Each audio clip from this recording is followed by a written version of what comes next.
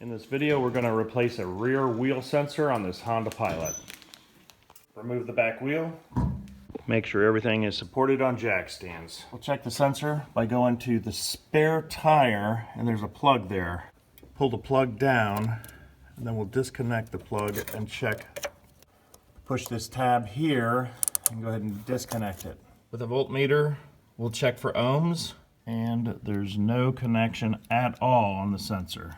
We'll spin the wheel and take another reading, and there's no reading at all. Check the other side, pull down the harness, and check it in the same way. And when we check this one, the sensor reads 1.4 kilo ohms, so this one's good.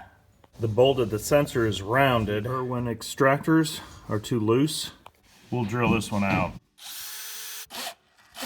Make sure you drill in the center of the bolt. Start with a smaller drill bit, and go to a bigger one. We'll use a standard extractor. I got the end off, but there's still more in there. With a screwdriver, start to pry it loose. Work it from both sides. With a pair of pliers, we'll pull that stud out of there. And right here is the rest of that stud. Broken bolts are never fun.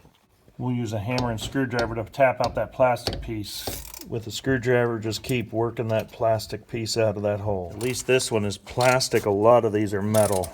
This plastic part is about ready to come out. Here's that plastic piece that is stuck in there. Inside the hole, you can see the tuning wheel. Clean everything up with some sandpaper.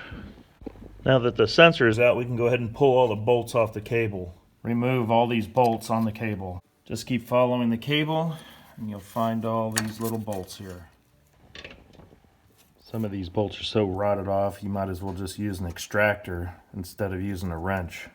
A 10mm socket's just going to roll on most of these. Some of these bolts are so tight, the extractor has an advantage there too. You can barely get a ratchet in there, but these extractors are a little smaller and they grab really well. Knowing how to work with these rusty bolts is almost half the battle. One of these Irwin extractors works almost every time on a rusty bolt.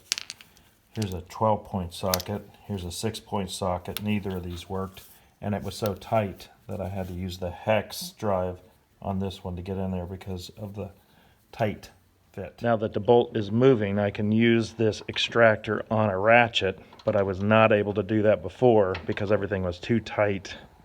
Once you have all the brackets out, the cable will come down. We'll compare this cable to the new one. Here's the new cable from Rock Auto.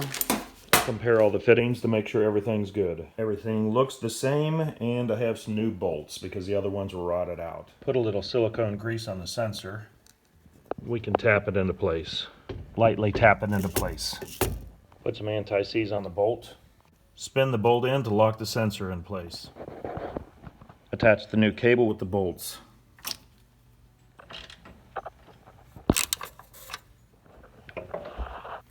Snap in the connector. Secure the connector into the frame. We'll turn on the key and see if the ABS light has turned off. Okay, that's good, it's off. Torque the wheels to 80 foot-pounds and take it out for a test drive. Everything felt good. We'll re-torque it to 80 because they'll loosen up on you. That's how you change an ABS speed sensor on a Honda Pilot.